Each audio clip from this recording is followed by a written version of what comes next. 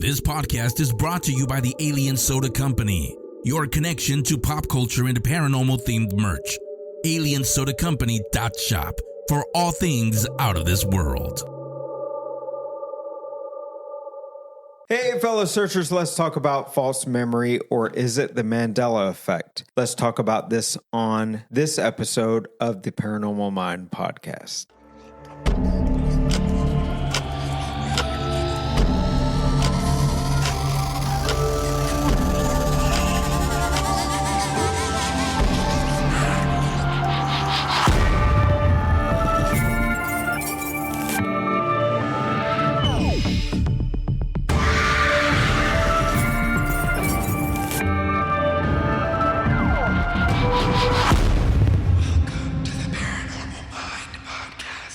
What's up, everybody? What's up, everybody? Yeah, what's up? Welcome to the Paranormal Mind podcast. We appreciate you hanging out with us and appreciate you joining us on this episode of the Paranormal Mind podcast. It's going to be a doozy. It's going to be a doozy because we have been drinking. Why? Because you, our patron members, have been recommending drinks for us to try. You've all set us up for failure. You set us up for failure. And we have been drinking, the past 5 hours? Since 10 a.m. Yeah. Bear with us. We've all decided to drink our favorites. What is mine? Yours is Sazerac, which is what? Rye whiskey, and for us, it's like a Sazerac syrup. Yeah. It's rye whiskey, bitters, absinthe, and a little lemon zest. Just a little lemon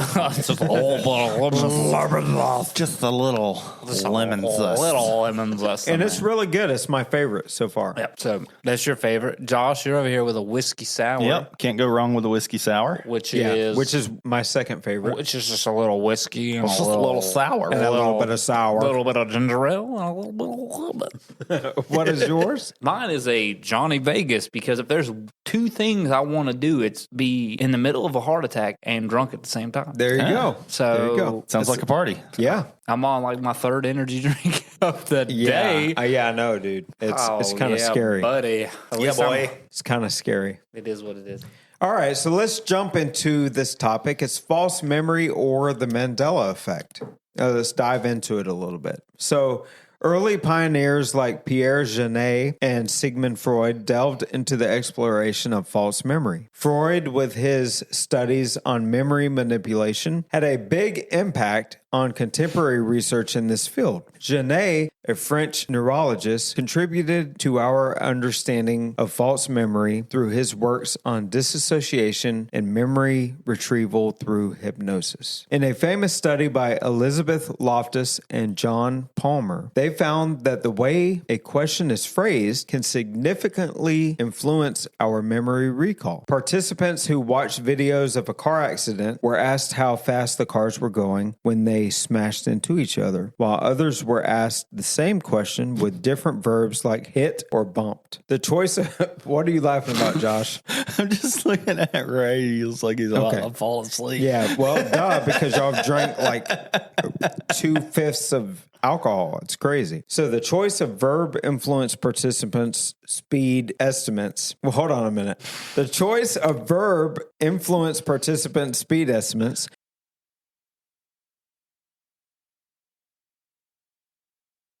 And it's very hard for me to talk right now because of all of this alcohol that we've been consuming. But it's okay. I'm making it. And Continue. You are still alive. Everything Ray. is okay. I'm listening with Bated breath. intent. Intent? Content. What whatever. the hell are you talking about? Okay. Whatever the word is, I'm listening very contently. Okay, got you. Continue. So different contexts and framing effects can also affect the formation of false memories. For example, studies have shown that the way we frame questions about different scenarios, like hockey games or car crashes, can lead to different memories being created. Y'all bear with me. Y'all are messing with me. Y'all bear with me now. Presuppositions and Are you talking about presumptions? No. Presuppositions and the misinformation effect play a role in false memory. A presupposition is like an implied fact in a way a question is phrased. If you're asked what shade of blue was the wallet, it implies that the wallet was blue. This can create both true and false effects, influencing how we remember things. You get that? Oh, I'm with you 100%. Are you sure? Your eyes are glazed like Josh was earlier. I'm right there with you. Are you sure about We're that? holding your hand right now through this. Keep going. So, word lists can also trigger false memories. When presented with a list of words, people may mistakenly recall words that were not actually on the list, but are semantically related. It's like your brain fills in the gaps and creates false memories based on the association between words. Staged naturalistic events and relational processing can also contribute to false memories. And these, what the heck was that? That was a cat.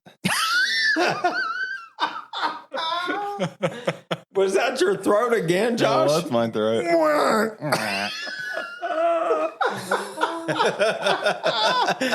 What the heck was that? It was out of nowhere, dude. You're not even drinking a drink. I am. I just drank Oh my God, dude. All right, anyway, let's get back to this. Holy crap. Oh my God, I don't even know where I was. We were talking about the Mandela Effect. No, dude, we weren't even there yet. And you just got me with a word. All right. Right.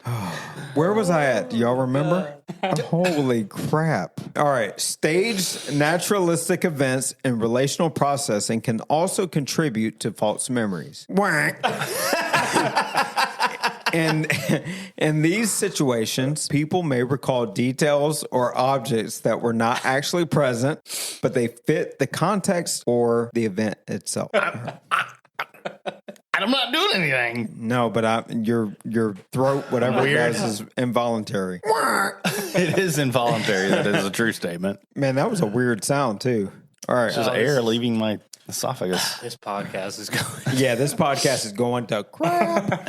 All right. Now, let's talk about the Mandela Effect. This is when groups of people share false memories of certain events or details. For example, many people remember Nelson Mandela dying in prison in the 1980s, even though he actually passed in 2013. It's like a collective false memory that has sparked discussions in parallel realities and alternate timelines. One classic example is the Berenstain Bears, and we talked about this before. Oh, man. Now, a lot of us grew up reading these beloved children books about a bear family. But here's the twist. Many people vividly remember the name being spelled as Berenstain, as Stein, of course, with an E instead of an A. It's like we all entered some parallel universe where the spelling changed and maybe we were just reading it wrong the whole time. Pretty wild. And how about the Fruit of the Loom logo? Man, your eyes are glazed, Ray. Ray, your eyes are so glazed right now. I am 100% with you right now. All right, so how about the Fruit of the Loom logo? You know, that underwear brand with the iconic cornucopia filled with fruits. Right. There was never a cornucopia in the logo, but countless folks remember it being there clear as day. Yeah. I do. Yeah, it's like our brains stitched together this fruity memory that never actually exists. It's such a weird phenomenon. Yeah. Never actually existed. Let me say that. Crazy stuff. So there was never a point where it was like a thing. No, of course, we talk about this a lot. There's Star Wars, right? One of the most famous lines from the franchise is Darth Vader saying, "Luke, I am your father." But guess what? That's not the actual line. In the movie, he says, "No, I am your father." It's like we're all collectively misquoted one of the most epic cinematic moments ever. Crazy. That is crazy. And here's a good one for all of you Monopoly fans. Mr. Monopoly, the mustache tycoon on the game board, is often pictured wearing a monocle, right? No, because he never had a monocle at all. Lies. This is lies. It's lies. It's like our memories dressed him up in some fancy eyewear that he never actually sported. I won't stand for this. This is all false information. Mind blown. Last but not least, there's this mysterious movie called Shazam, starring comedian Sinbad as a genie. And that's a real thing. No, except, hold on, there was never a movie like that. Despite countless people recalling this film and even picturing Sinbad in that genie getup, it's all a false memory. You remember Shazam? I remember Shazam and I remember Kazam. Yep. Which was Shaq. It's like Which was we Shaq. That's it's like right. we collectively imagined a whole movie into existence. It's pretty trippy. False memories have significant implications, especially in legal cases. Therapist techniques like hypnosis or repeated questioning can unintentionally implant false memories in their patients. This has led to controversial situations like the recovery of repressed memories of sexual abuse, which can also be profound in the impact of individual lives. In conclusion, false memory is a captivating phenomenon where our recollection of events can be distorted or fabricated. It highlights the malleability of human memory and the powerful influence of language, context, and suggestion. So be aware, folks, your memories might not always be as accurate as you think. Stay curious and keep questioning the nature of your own mind. The end. Let's talk about it. So let's talk about it a little bit. I know we talk about, again, false memory, and then there's the Mandela Effect. Yeah. What do y'all think? Because I know that you have other examples, Ray, of the Mandela Effect. Yeah, I mean, like for us in the South, Chick-fil-A. There's people that remember Chick-fil-A being spelled C-H-I-C, Filet, but it's actually always been C-H-I-C-K. Yeah. Filet. Is it C-H-I-C-K or C-H-I-K? C-H-I-C-K. It's always been C-H-I-C-K. No way. Yeah. I blame this all on my friend Ashley Williams, who was there when they turned the Large Hadron Collider The on. Hydrogen Collider on in 2012, and as soon as they turned it on, we became part of an alternative timeline. So do you think that was the turning point, or do you think that people were imagining certain things before that? No. So why do you think that is? What do you think happened? Because when they turned on that hydrogen collider, the God particle that it created shifted up. We all died, and we got shifted. Whoa, wait a minute. Everybody on Earth died at the same time, and we all got shifted to an alternate timeline. That's what happens when you die. You don't actually die. You just go to another timeline. Wait a minute. Yep. Okay, so let's break that down. Let's break that down a little bit. So you're thinking that in 2012, all of humanity died. Yep, just like the Mayans predicted. Exactly. It took you a while to say that. Huh? I was in the middle of a drink. Now, is this drunk Ray and Josh? No, I've always believed it. It's real. a whole theory, man. Google that shit. 2012, hydrogen collider, we all died. You Google it, and let's talk about it and talk about the theory itself. It's all instantaneous, I think too. that's very interesting to talk about in relation to the Mandela Effect and maybe how it plays a role in everything. Well, you know, my belief in like paranormal activity and stuff has always been in like parallel universes or alternate dimensions and stuff of that nature. And it is a very seamless transition, I believe at least, from when you die to when you're in another universe or dimension. And so you don't know. It's so quick and it's happened so fast that you don't know that it's happened. It's only till after the fact, when some of your memories are regressed, that you start thinking about that stuff. All right, so essentially the theory is either we all died in 2012 and this is an alternate timeline, or we were all supposed to die in 2012, and because we didn't die, this is an alternate fabrication. Reality. Yeah, this is all an alternate reality. Yeah, that could equally be true. Supposed to exist. We created it by not dying. So what happened to our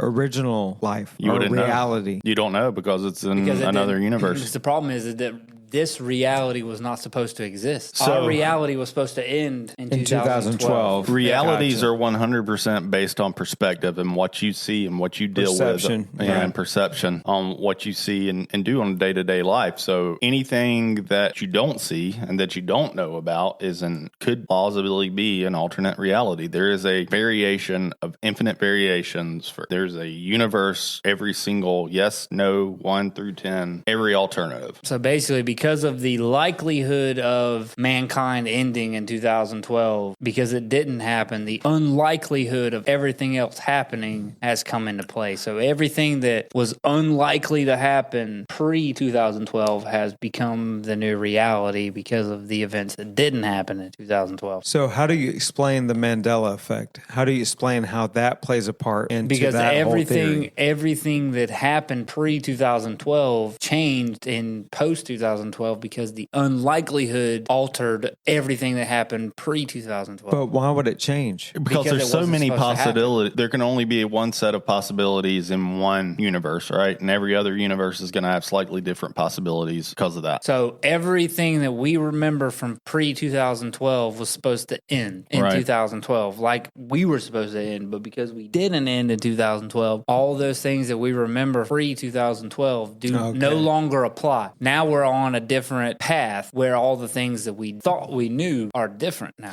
You could have just Well- argued that we did end too. Us not ending and us ending are essentially the same phenomenon. But why would it alter just slightly, just to keep us our comfort level the way it is, or what? I think it's because, so we don't know that it altered us just slightly because we only know what we know about future events, right? All of our future events could have not existed in our other universe. It's interesting. What other explanations could it be besides that, the world ending? Do you think there's Collective hysteria? Yeah. So you Collective think it is hysteria. false memory, Yeah, where I mean, it you could think it very is well, yeah. collective hysteria? Yeah, but that leaves... But that's a ton of people that are believing similar things. That in itself is equally as interesting because it should be studied if that is a thing. But I think it is. But I mean, because we've- certain religions we talked about before. Well, I mean, we've You know. talked about that before with like the Danzig plague. I mean, Yeah, but So, it I mean- changes your whole reality because of mass quantity of people believing something. Either way, it's very interesting because I know I've talked to a lot of people that, like the Berenstain Bears, they're like, oh, I remember it being this way. Ton of group of people believing the same thing. What was the other thing? The, what do you call it? It starts with a R. Ricky Tiki Tavi. yeah, Ricky Tiki Tavi. Tavi, Yeah, that's another one where it's See, I don't remember it as a kid. I remember that. So it's like Mongoose. there's more going on. Well, than, like Looney than what we Tunes, some think. people don't remember Looney Tunes being spelled the way it's spelled, and there's Yeah, I mean, that's one of them. there's an ungodly amount of You know, when they Mandela before effect. they turned that Large Hadron Collider on, Stephen Hawking's had concerns about it because it would create microscopic black holes, which they thought would essentially fizzle themselves out. Yeah. But like, how do you know, right? It's weird. Whenever you mess with something like that, especially the unknown, and you don't know exactly what's going on, it's a recipe for disaster sometimes because you don't know what's going to happen. What will be the end result? Strange. Yeah. Very strange. But anyway, we dived into the Mandela effect a little bit, false memories. What do y'all think? Yeah, that's what I was going to ask is, do you think that it's more just a collective hallucination, like false memory, scientifically proven? Or are you leaning more on the side of maybe our reality did end in 2012? Even if it is false memory, isn't that such a bizarre phenomenon that your brain will create memories that aren't real? Well, I mean, And on a mass scale? to a degree, but I mean, our minds are complex anyway, and a lot of time, like people who are pathological liars, you know, Yeah. they end up believing their right, own lives, they believe their own lies, and you know, it's so easy to fall into that. I don't know if it's that complex, other than, you know, our minds can really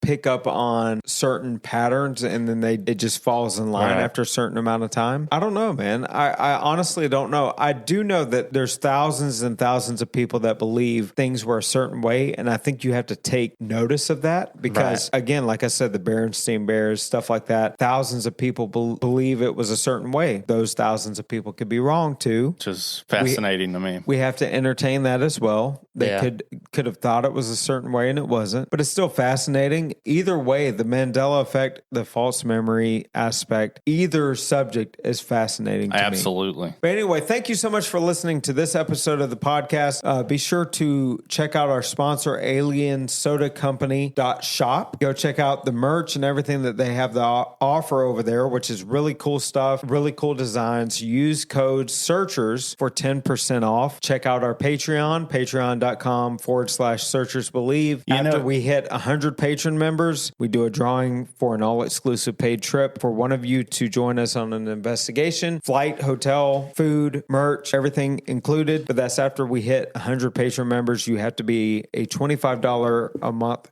tier member to qualify. I want to say too how awesome it is that Alien Soda Company, they don't just pertain to aliens. Everything in the paranormal, they have something for you. Yeah. It's a lot of diverse things, a lot of things that I think that you would all enjoy. Absolutely. No matter where your interest lies, I think you would all enjoy it. So go check it out. aliensodacompany.shop. That's right. Go there. I know I messed it up. I put .com there all the time. / surgery believe. aliensodacompany.shop. That's so right. Go check them out. Our sponsors, they mean the world to us. You mean the world to us. Thank you so much for listening. And until the next episode, searchers out. See ya. Goodbye.